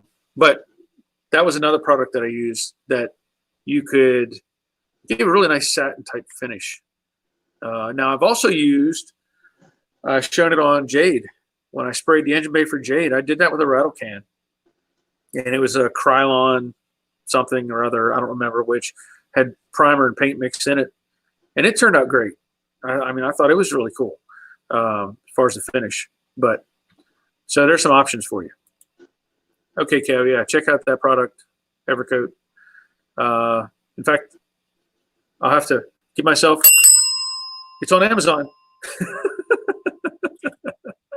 I'm pretty sure I have it listed on Amazon if you're interested. Okay, so Gary. Okay, let me see if I get Gary's email here. I don't see it, Gary. Are you sure? Sent you an email. joedaddysgarage@gmail.com. You have to make sure you just like that. No apostrophe or nothing. I don't see it showing up in my email, so you might want to try that again. I think everybody's on the. Things might be lagging low. I think everybody's on the internet because got a lot of people at home right now. Yeah, well, it's very possible, but it's not showing up in my email. Wait, let me look. There. Nope. That's from Steve. Oh, that's okay. That's Steve showing me his cars. He's on here. Steve S. Sayon. I don't know how to say his last name. He was on here. Anyway, yeah, Gary. If you haven't, send me another. And it may be that it's not showing up yet. You're saying. It's got to go up into space and bounce around satellites and find its way back down. Where are we at here? We had Gary. Yeah. Oh yeah, U-Pole is a good product. I've used U-Pole stuff. I've had good luck with U-Pole. Yeah. Let's see, Leonard. Code enforcement here used to check and see if you were working on your car in the driveway and then fine you. Yeah, there's actually a town not far from me that they will do that. And it's in my same county, but it's the ritzy, rich people. And they even go around, if you don't mow your yard in time, they'll come by and they'll mow your yard and send you a bill. So I don't live there, thankfully. The Cali rule will be easy to get around. Just keep oil in it, so when the cops come by, you can see you're just draining the oil. There you go. Let me see. I still haven't gotten that email. We'll have to wait and see. I'm sorry, you want? Did they need the tape today? I'm going to mute Harvey for a moment. He's got a guest in there. Yeah, there you go. Robert Adams. Hot rod black for firewall. Yep. That's a good choice. Oh. Yeah, we're going to cite you for cleaning up your engine bay. That's just terrible. Okay, so yeah. DPX90. See, I was close. It was DPX90. I was really close. DXP 90, sorry. I was really close. I knew there was a D and a 90, but I must have. I don't, Gary. I don't have a junk mail. Let me see if it's there. You are.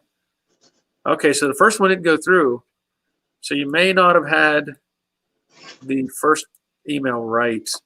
So I'm sending you a invite right now. Oh, actually I was using it. Yeah, Okay. California's emission standards. Yeah, they're crazy. Crazy stuff. So I sent Gary an email and see if he wants to see if he can get in on the action or our internet TV show. Yeah, everything I read about California, I don't even want to go visit. I'd rather I don't know. I think it'd be great. It would be a great place to live if they didn't have all these crazy laws and junk. Okay, guess what? We now have Gary. Hey, Gary. Yeah, you there? Yeah, can you hear me okay? Yeah. So where All you at, Gary? Minnesota. Minnesota. Yep. Good. I'm sure it's cold there. Yeah, it's like mid 40s right now. But, That's not too bad. So what do you have? What are you working on, Gary? back here, my 69 coupe. Okay. So got bored like everyone else and started tearing into it. Was going to be a small project, but of course that turns into a lot more. So I'm working on cleaning up the torque box area here. Just ordered parts for that. And the fender apron. Just got part in for that from Kentucky Mustangs. Ignore my crappy welding. Okay. Not very good at it, but I put a brace there. Got to clean that up more. And then I don't know if I'm going to put the fender apron in today or if I should wait till I get the torque box and floor support put in. So. It's probably not going to make that much of a difference because you're on the bottom of the car where the torque box and floor support. You got that brace up on top. I mean, there's no engine in it, so you don't have any weight on it. Right. Nothing twisting it around. As long as everything is supported, you're probably okay putting the apron in. Okay. But, I don't see any reason why not. Again, as long as everything is supported, the rocker panels are holding up. The car is sitting nice and level. You don't have a jack or a jack stand on the front frame rail. No. I just have a little bit of pressure right there, and then I have it braced at the pinch weld. Yep. Okay. Good. Yeah. So, but otherwise, Kentucky Mustang, they've been pretty good about shipping stuff out right away that they have in stock. So I like dealing with them. well, good. I've not dealt with Kentucky Mustang before. Of course, I haven't had to order much lately, and I've recently ordered just a few odds and ends from CJ Pony, and they've shown up. But I've heard good things about Kentucky Mustang. I just haven't dealt with them yet, so I'm going to see how that goes.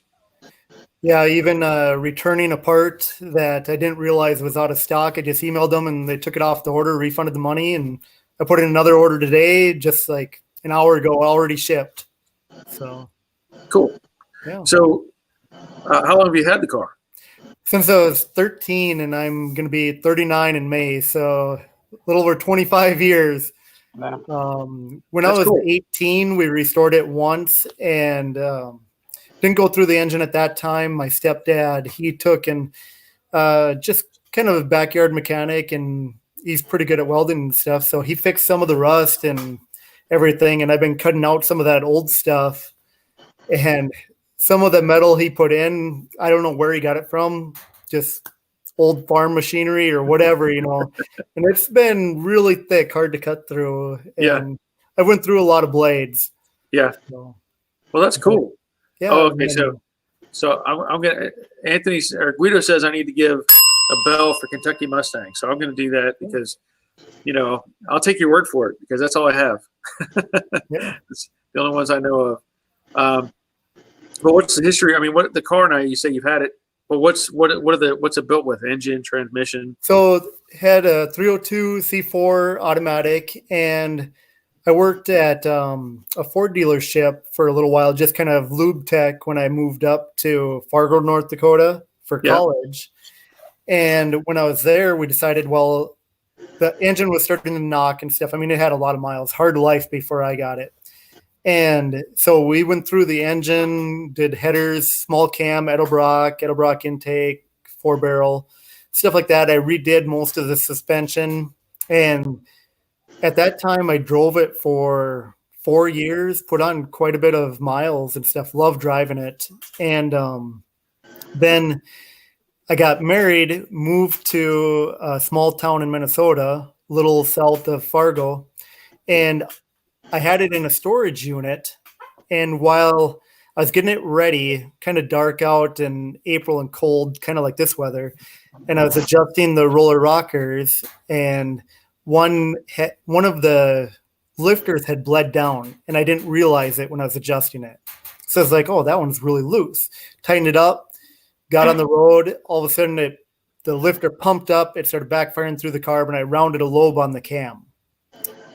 And now it's been 13 years since then, 3 kids, dog, life later. And finally was like going to put together just a used engine out of a 89 Lincoln town car, 5-liter, put my old heads on, maybe aluminum if I could afford it. And been slowly kind of working on that. But then while everything shut down and I'm kind of slower at work and everything, I decided, well, I'm going to fix some rust. I was going to do some steering upgrades, brake upgrades, suspension, different stuff like that. And while I was tearing into it, took all the steering box out and everything like that. I never liked the factory power steering.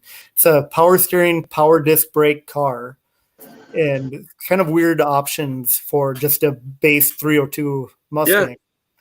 But found, kind of rust on that fender apron and decided to start tearing into it. And of course, I found a little more rust. And yep. And then I was going to put in the subframe connectors, and the patched in metal that my stepdad welded in years ago. When he welded that in, I couldn't get, I'm using Tin Man subframe connectors, and you cut open the back of the floor support and then you slide that in. Well, the metal that he had welded in was thicker than the factory, and I couldn't get it to fit in there.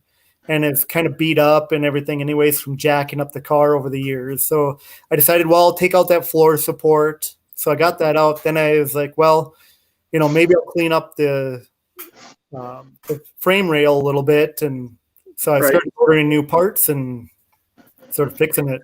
Yeah. The passenger side isn't half as bad, so I don't think I'll have to do anything with that. Just the driver side. So, I guess the cowl's okay? Yeah, the cowl seems fine. I got the dash and everything out of the car right now, and no rust holes coming through that or anything. So it seems good. So good. We didn't really take it apart originally when we painted it. Of course, I was 13, didn't know anything, and he was just sort of, like I said, backyard mechanic. And he had done some painting. So some of the paint is chipping around the windshield where we didn't tape it off. And I'm going to try and fix up some of it, but I don't think I'm going to do a full paint job this year. Right. Because I don't feel like taking off the windshield. I've never done that before. So, but I'd like to clean up more of it. But the car originally was lime gold. And when it was kind of faded and stuff, it looked like piss yellow. I don't know how to describe it. It was awful. I've seen some that have been restored with that color, and it's kind of nice with a little metallic sheen in it. But I don't know. We painted it black. I really wanted a black car, but I can't. I'm not a real fan of that color. No, neither is I. No. So Joseph's responding. He likes National Parts Depot 33. And part of the Millennial Mustang Registry, which keeps the hobby going for my generation. National Parts Depot supports them, so that's where I can. Okay, no, I did not. That's the first I've heard of that. Millennial Mustang Registry. Interesting. Me too. I've not heard of that. Huh. Well, I mean, if that's such a thing, that's great. I mean, it's like we were. Well, Harvey, I had said earlier in the broadcast that your son had sent me an email about wanting to be on here, and but he works till after 8 o'clock, and I thought that'd be fantastic. He said he's 21, and I think it'd be fantastic to have him on. So I'll probably, when Monday comes around, we'll have him on Monday night and get some insight from him because, here I'm. Well, let's see. Next month I'll be 53. Harvey, you're obviously not.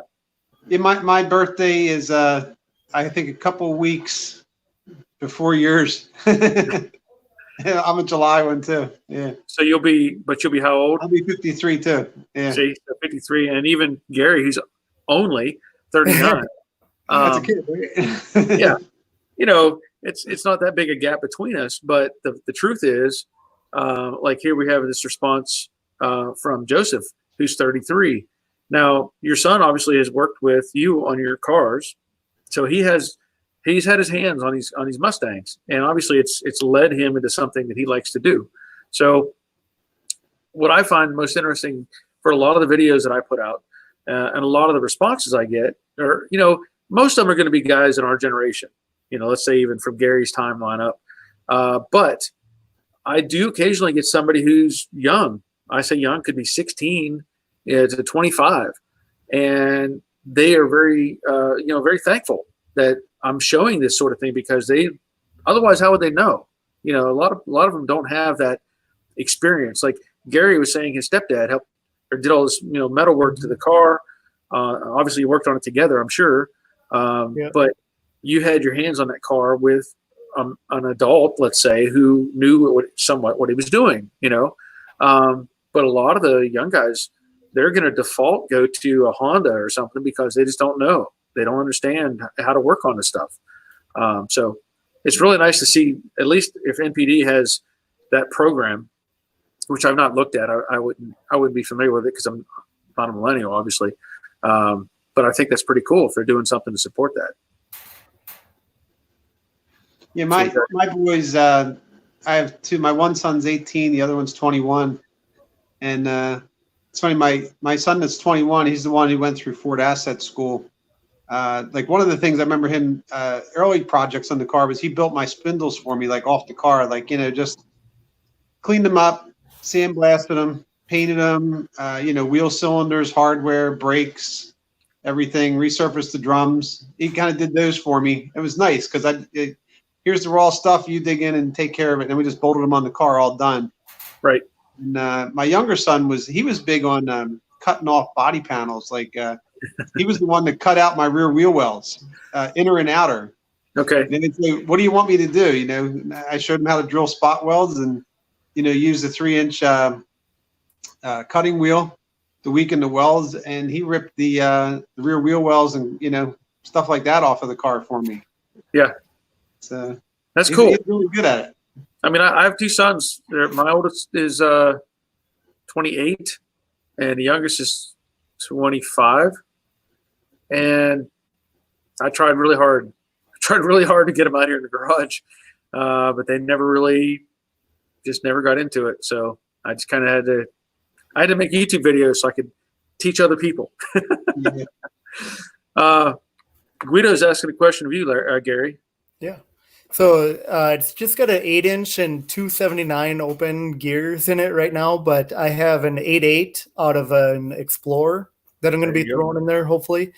It's going to take out the 8-inch pretty soon here, probably once I get the subframe connectors in and a little more rigidity to the car, get it stable. Then I'm going to take out the 8-inch rear end and start mocking up the 8.8 to get that cleaned up. And I got to see if a local shop kind of in Fargo that works on rear ends, drive shafts, that sort of thing is even open right now to see if they can shorten the one side because it has the offset pumpkin. Right. So, and then hopefully I'll get that set in there. Then I'll have disc brakes all around. So, yeah. And that's what Harvey's going to be doing, right? My car, actually, I put an 8-inch in my car just because it was available, and I got rid of the original rear from the 6-cylinder engine. So I've got an 8-inch with a 300, And it'll probably stay in there for a while. Well, who was I talking to that said they were going to do an Explorer rear end? There was somebody who mentioned that because they were going to put disc brakes in it, and they could offset the same thing, cut the short tube one side and flip the axle around. Was that, I forget the guy's name that was on yesterday. Was that him? Oh, that was Robert. Yeah. Yeah, that was Robert in Texas. Sorry. Yeah, Robert was talking about doing that same thing, shorten up the tube and put the axle from one side, or buy an axle from one side and put it on the other side, so it narrows You can't out. beat it. I mean, I got the rear end for $75. Yeah. I mean, out of the yard. Yeah. So. So Kev Chat's leaving us. We'll see you, Kev. Guido sent a bell time. I don't know. I don't know what the bell would be for Millennial Mustang. Millennial Mustang. Okay. Mhm. I'll give a bell for Millennial Mustang. I've not heard of that. And again, we'll have to get some more research on that. I guess I need to talk to there you go. Uploading many videos to help future generations. Yeah. Yeah, that's to me, that's what it's about anymore. You know, is trying to get this information out there for people. I need to contact Kentucky Mustang and see if I can't make them one of my primary resources, because I've ordered stuff from CJ. And I think I talked about this with somebody else. Maybe it was, I don't know if it was you, Harvey, or I don't remember. I've talked to a lot of people. Okay.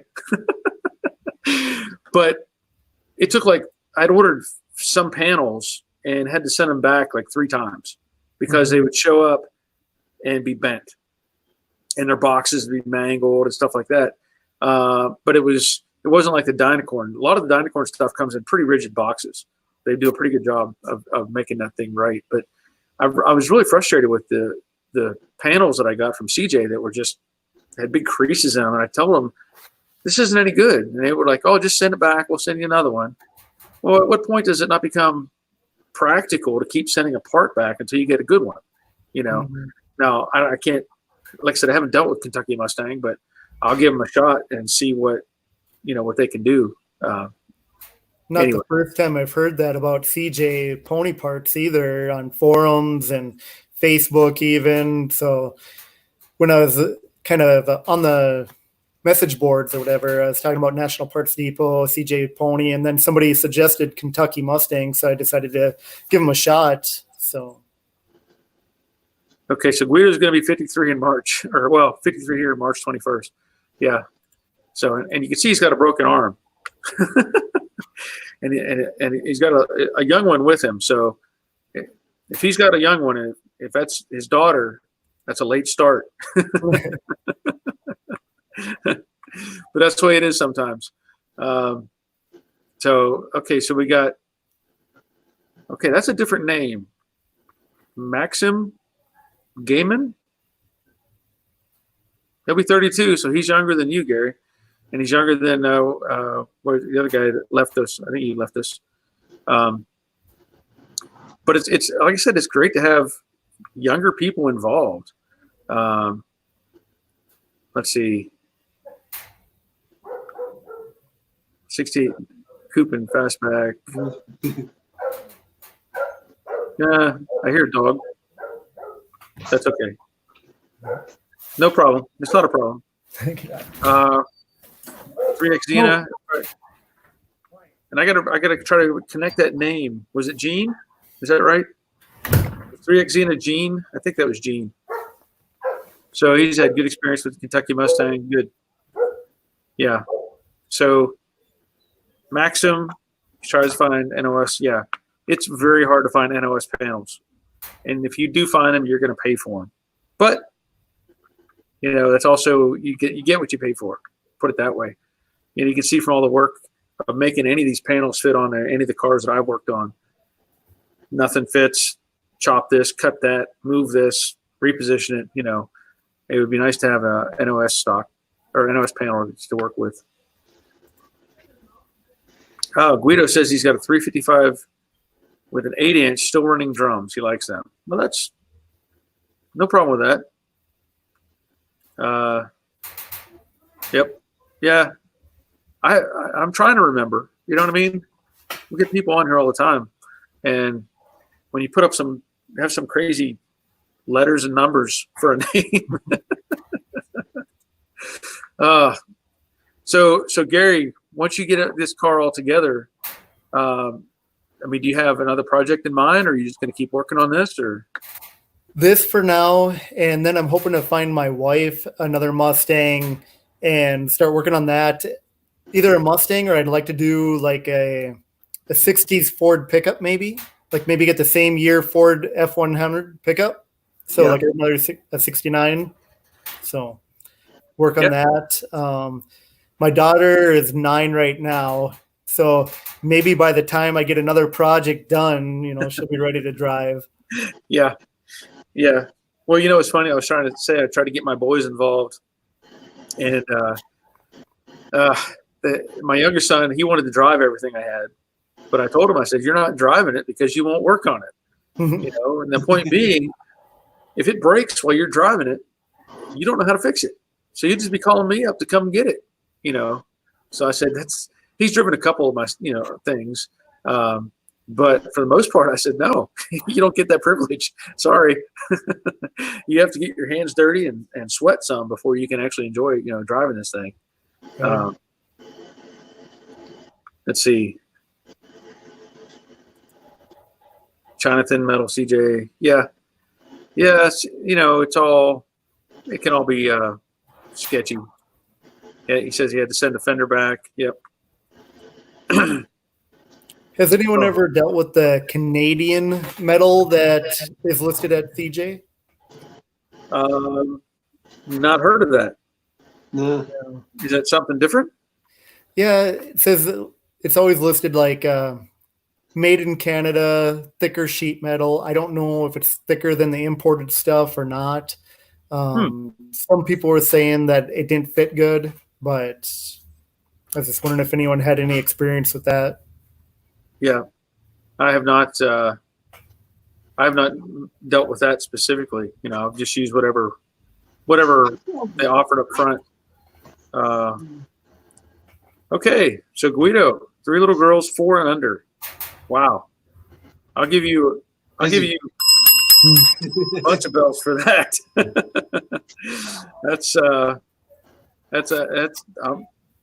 You go. I'm happy to have a grandson he'll be a year old in about 2 months. So that's my hat's off to you.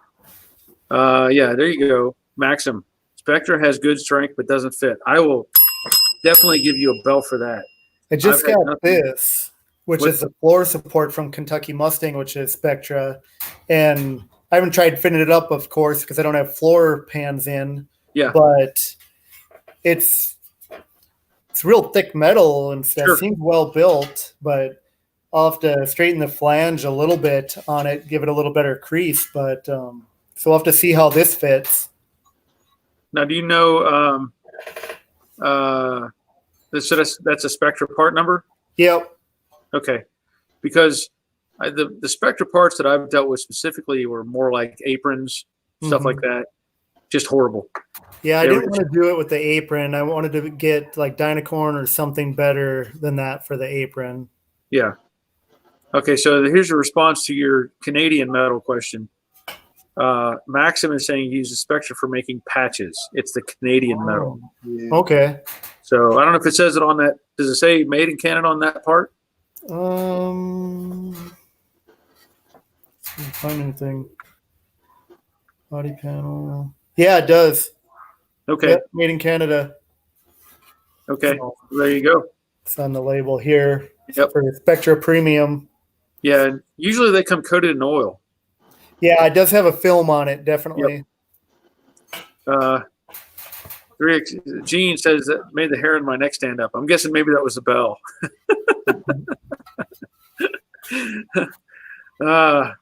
It's oh, here we go. Joseph says he'd love to do a video on his car sometime. You can. It's not that hard. I still have 2 to do. Harvey's got 1 that I will be doing a viewers project video on, and then I have another one from a gentleman named Tripp, and he did a pretty good job. and you'll see whenever I get that all put together. But sometimes it takes some work for making the video come together and do different things. Like the one I did for, I think it was the last one I did on it was a 65, the white one that was it was mangled. The side was caved in. He had sent me little short clips basically and a bunch of pictures. So I kind of had to weave all that together to make it work out. But it worked out fine. It turned into a good video. And Harvey has a great story with his car, which will not give away anything, Harvey. Let's see. We got Leonard. I have a place I think it's in Michigan, starting to make Torino sheet metal. That's a good thing. It's, Torinos, like I said, I've said it before and I'll say it again. It's a niche market. You either absolutely love Torinos or you absolutely hate Torinos.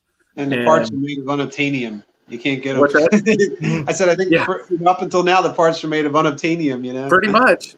I mean, they're just because nobody's really as enthused. You got the Mustang covers. I mean, they never quit making Mustangs. From 64.5 all the way up till today, they still make Mustangs. But Torinos died out in what year? 73? Oh, maybe later than that. I think 77. Yeah, 79. Well, 79 they still had the Ranchero. So that was based on the Torino. So it might have been about 79 whenever they died. But still, it's to me it's kind of a niche market because there's just not a lot of people that are absolutely in love with them. And you can look at that for a variety of cars. Even like the Comets or the Cyclones or any of those. They're beautiful cars, but even the Fairlanes, just a narrower window for reproduction stuff. So Leonard's saying 76. There we go. He says 76. But I thought they made the Ranchero after that. I thought they made the Ranchero up until 79. I could be wrong. I've been wrong before, but we'll have to go with 76. Okay, so we got Maxim. You can restore your original battery apron by using a lower Spectra panel. So you can do that, make a patch section. I think when I did the one on Jade, I actually had to reshape the whole thing. I got on a hammered dolly and made it as close to what it should have been. But they cut them out with a plasma cutter. Whenever you buy this thing and it's just rough cut out with it, just terrible. Mm-hmm. Okay, so we got Karsten. I have 3 boys, same problem. Fix the car is my problem. Yeah. Mm-hmm. Yep. I will say my boys change their own oil. That's about as far as it goes. But that's enough. Joseph, just trying to make a steady video. Talk about the car, talk about what your plans are, what you've done to it, where it came from. Just give the history of the car and that sort of thing. Just nice and steady. Don't be jumping all over the place and trying to do a cut thing. Just make it nice and steady. Let's see. All right, Scott's leaving. We'll see you, Scott. Catch you next time. Now it says frozen. I don't know if it's frozen or not. It's still showing a timer running. Maybe that's just a lag and it's just catching up. So Gary, what are you doing normally? Are you a mechanic? Work in IT. Have my own IT company. So, really? Yep. Manage computer networks, servers, things like that for clients, and yep. That's pretty So cool. I've been doing that for just about 3.5 years myself now. Yeah. So, yep. So you start off working for somebody else doing that, or did you? Right. Yep. I worked for another group of guys for about 12 years, and they let me go 2 days before Christmas, 2015. So, whoa. Yeah. It Okay. wasn't the most pleasant experience, but they changed how they wanted to run things, and I don't know, decided to let me go. Well, Did it, partnered up with another guy for 1 year about, and then that didn't work out. I ended up doing all the work myself, and he got all the benefits and money and stuff. So I decided, well, I'm going to try it myself. Worst case scenario, I fail at it, and I go back to work for somebody else. So, yeah, that's cool. I like being my own boss. I work out of just a office I set up in my basement, and it offers me the opportunity to come out and work on my car in the garage and do more of my hobbies and spend time with my kids when they're young. So, Okay. Yeah, that's cool. Mm-hmm. Yeah, I'm still getting mixed results here. Robert Boyd saying, oh, Barry Seifert saying it's still not fixed. But Try we're getting refreshing. comments. What's that? I was telling him to try refreshing his computer, the browser. Yeah. Well, last time I was on, I think it was on Monday night, I had a long run going, and my laptop locked up. First time I'd ever done that. And I guess I froze or something, and I rebooted the laptop in the middle of the live stream. And the other two guys, it was Harvey and guy from New Zealand. And Brendan. Yeah, Brendan. They just kept on talking. Yep. And I was like, I came back and it was all back up. And I thought, wait a minute, how does that work? Because I figured as a host that I would have to have control of it. But apparently not. If once it's running, I guess StreamYard keeps it going. So that was good. But so I don't know if you've got several saying we're back. So I don't know. It may be time to pull the plug on it. 2 hour mark. Yeah. It's been a while sitting here. So Barry Seifert's still having trouble with it. All right. Well, I'm just going to be. So Guido says it was Harvin Brendan's show. He was there. Yeah. But this is fun.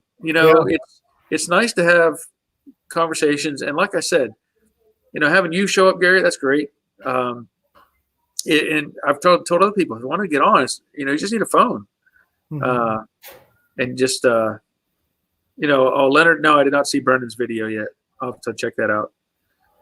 Brendan's 351, Brendan 351C. So you have to go check out his channel. Oh, we're getting it. Wait, I have a new one popped up. Sorry. Building 65 Mustang I've had since 1975. Recommendations on undercoating. There's lots of variables on that. It depends on the condition of the car underneath. How, if it's got any rust on it, you don't want to just encapsulate that rust. So you have to get all that off, treat it, stop the rust first. If it's new stuff, clean it up. New panels, spray with epoxy, get everything sealed up nice.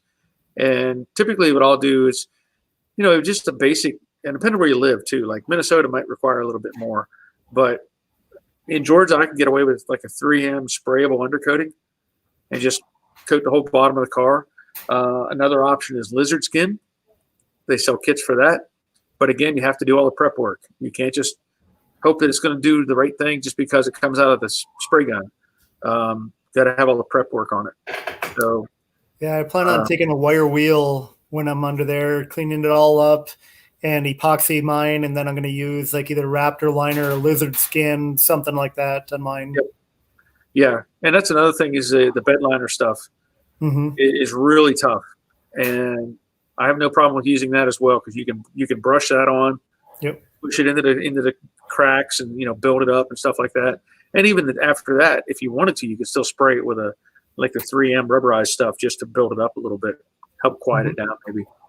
Hope that answers the question. But anyway, so it's 2 hours, 6 minutes. It's 5 o'clock here in Georgia. And okay, so we have one comment. So Guido used Eastwood rattle can undercoating, epoxy based, so that's a good answer. It's sandblasted and epoxy, Texas. Okay, so yeah, you could easily do the lizard skin. Probably do just fine.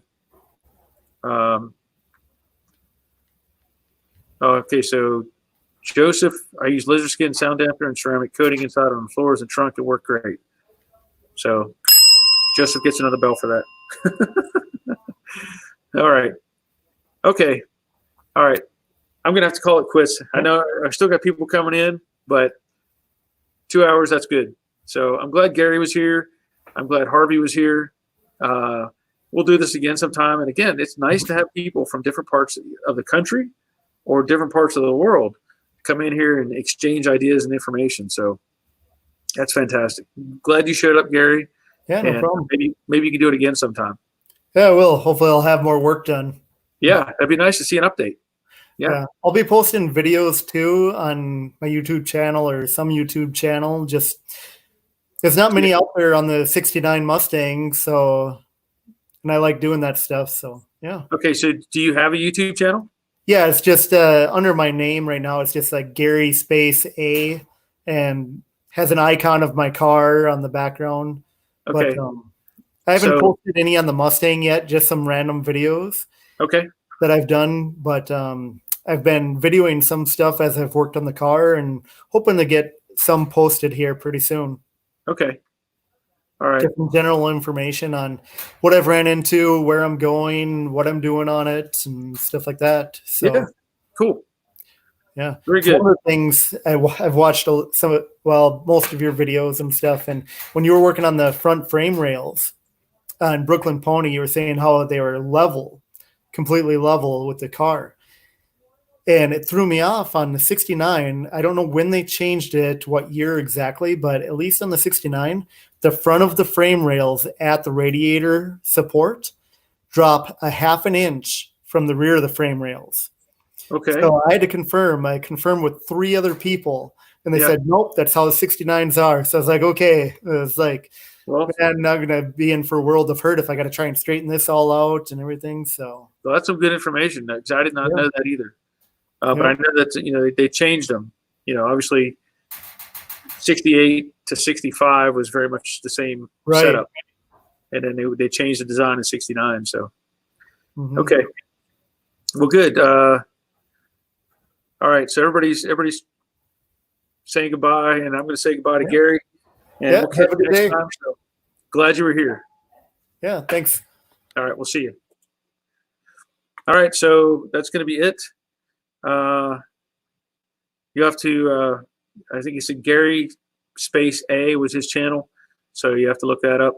He can leave a comment on this video if he wants, and go from there. The rocker panel. Where's that link for? You have to. You're talking about the one where I sprayed the paint down inside. It's on the channel. I think it was a tip of the week or something like that. I called it. Anyway, this has been a blast. I like doing this. This is fun. I hope people are enjoying these kind of conversations. We're all, like I said, we're all trapped in a quarantine or whatever.